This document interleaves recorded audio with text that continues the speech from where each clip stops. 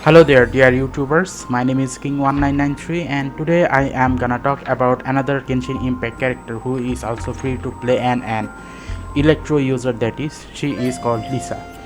So in this video I'm gonna talk about what is the best weapon, best artifact set, and whether she is a support character or a DPS character or whatever type of character she is. All of this is gonna be explained in this video.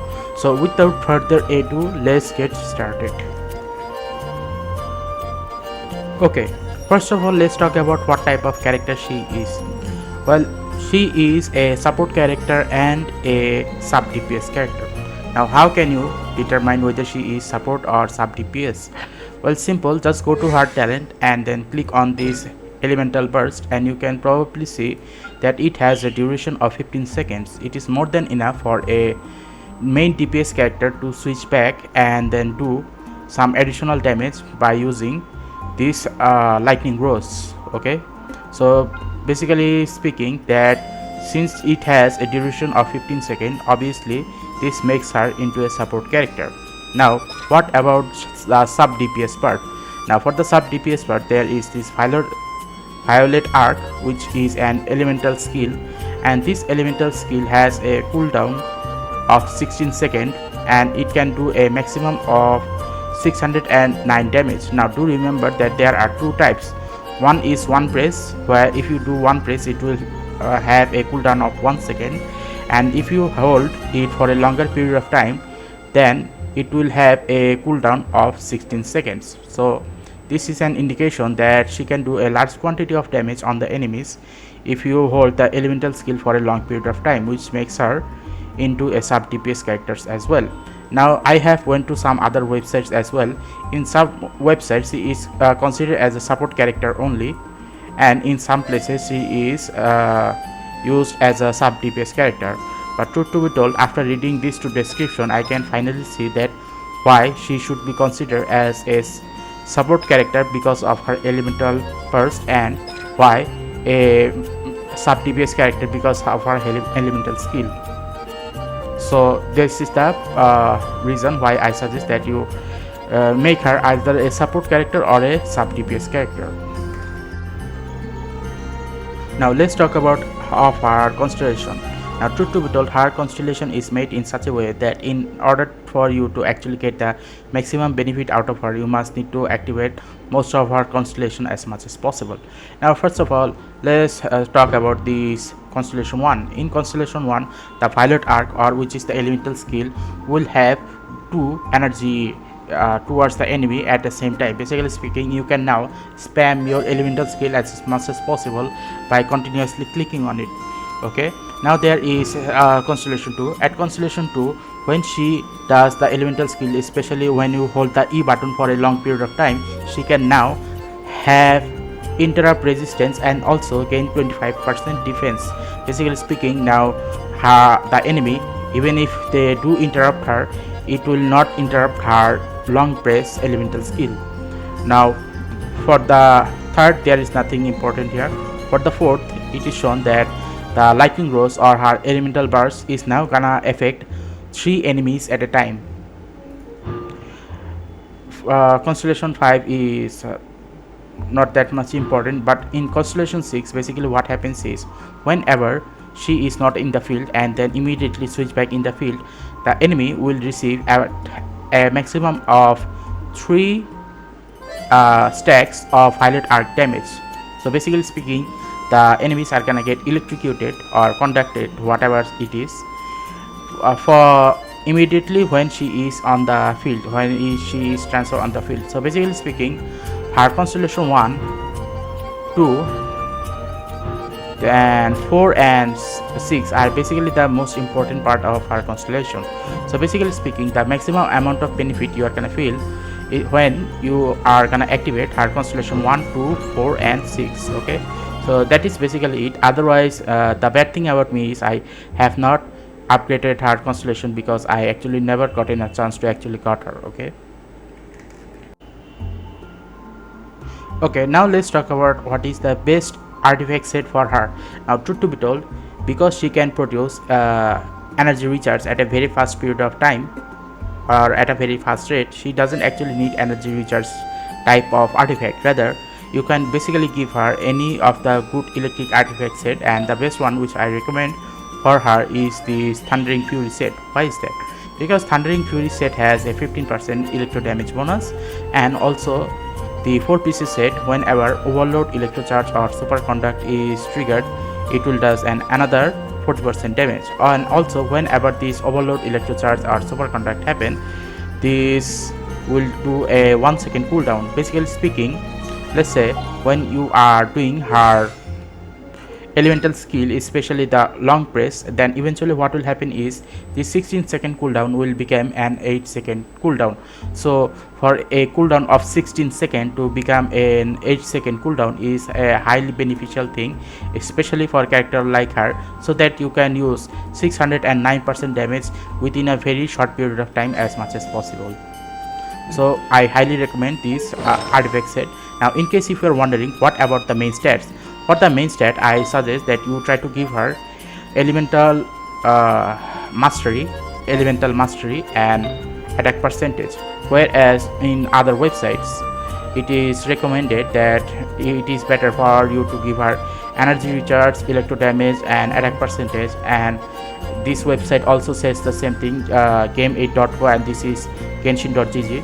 Both of them indicate that you must need to give her elemental mastery or energy recharge, electro damage bonus or elemental mastery, and critical rate or attack. But I highly suggest that instead of doing that, I suggest that you give her 2 elemental mastery and 1 attack percentage, because she is a catalyst user. All of her attack is never gonna be physical, rather all of her attack is gonna be electro damage attack. So I highly suggest that you give her elemental mastery, because what will happen is if you were to, let's say, use Barbara on the enemies and then use Lisa on those enemies, and eventually what will happen is Superconduct or Electroconduct, maybe Electroconduct will do higher amount of damage. So I highly suggest that you give her 2 elemental mastery and 1 attack artifact set. Okay, so this is the main part of the artifact set.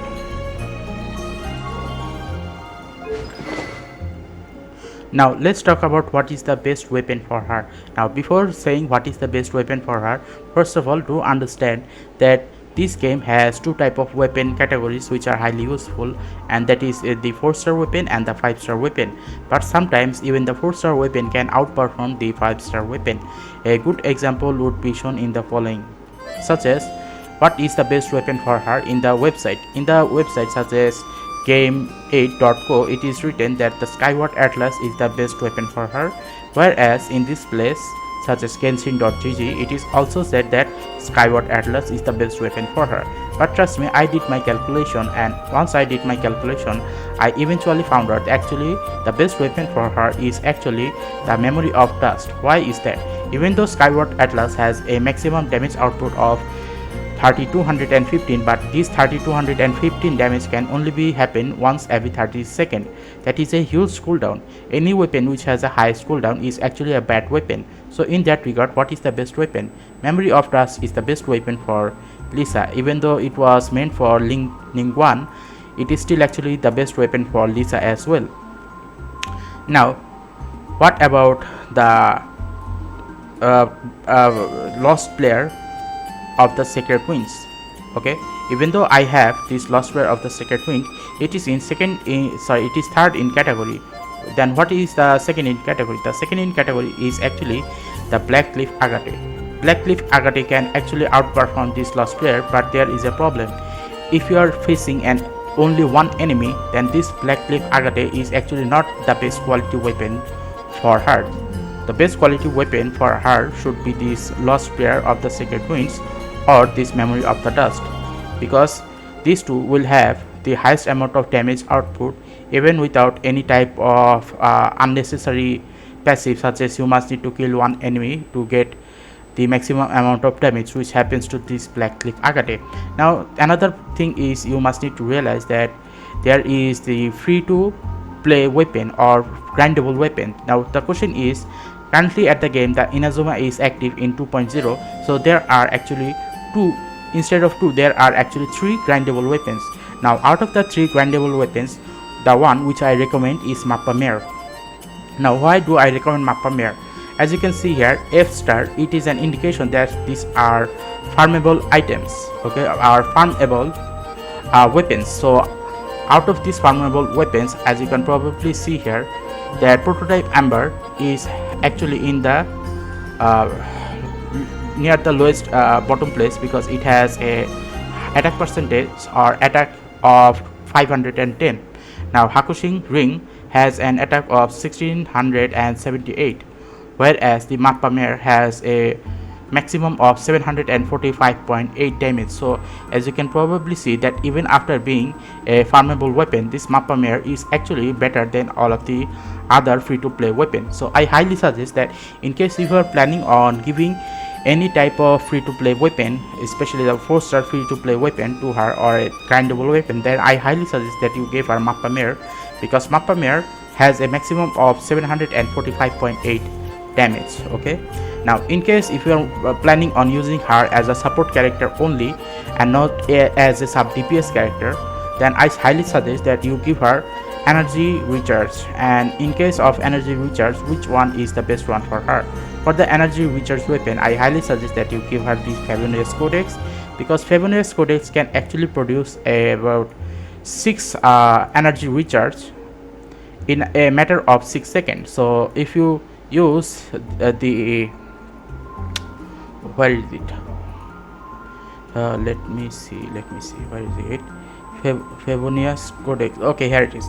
As you can see here in the Favonius Codex, at refinement level 6, it has a cooldown of 6 seconds, and once every 6 seconds it will produce about 6% of energy recharge for the character. Not only that, there is also high energy recharge percentage as well. So the amount of energy recharge you can do with this Favonius Codex is a lot when you compare to any other type of weapon.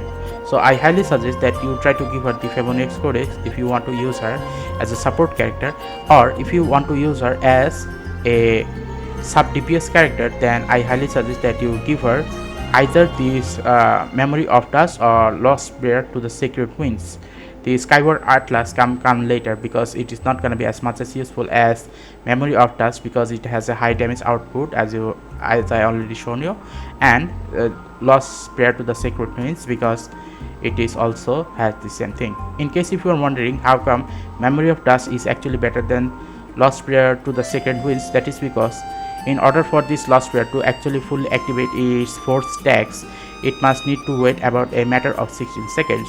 Whereas if you were to have a Noel in your team, you can basically create a shield, and then once the shield has been created, you can now hit on the enemy as much as possible, and within a matter of 4 to 5 seconds the max stack is gonna be increased. So in 5 seconds, let's say, Lisa's attack is gonna be increased by 40%. So obviously Memory of Dust is always gonna be better than Lost Prayer to the Sacred Winds. Okay, so that is my conclusion of the weapon.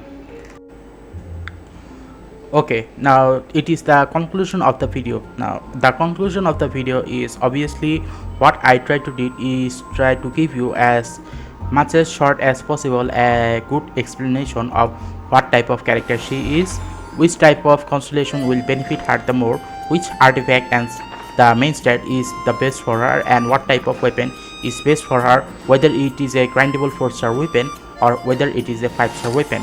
If you can able to master all of these few things, such as her talent, constellation, artifact sets and weapon set, then basically you can basically say that you have mastered the ways of controlling Lisa in the gameplay as finely as possible, in my opinion, that is. So that is basically it for this video, and if you like this video, then please like and subscribe and click the bell notification icons, otherwise YouTube will not recommend this type of content to any other people. And yes, I do use many type of reference to actually know what is the best for her or not, but even after knowing that, why did I still not upgrade her? That is because I didn't upgrade her because she is a B rank character. Now truth to be told, a B rank character is not because she is a B rank character, rather B rank character are called B rank characters because they are elemental skill or elemental burst is not gonna be as much as useful as the support character, which are basically at the S rank. Okay, so in that regard, if you do have Lisa and you plan on using Lisa, if you use this following video as a guideline for her, then she will become the top tier list in your team play. Okay, so anyway, that will be it for today. Thank you for watching this video. Please like and subscribe and click the bell notification icons in order to get more of this type of content on a regular basis. Okay, so thank you.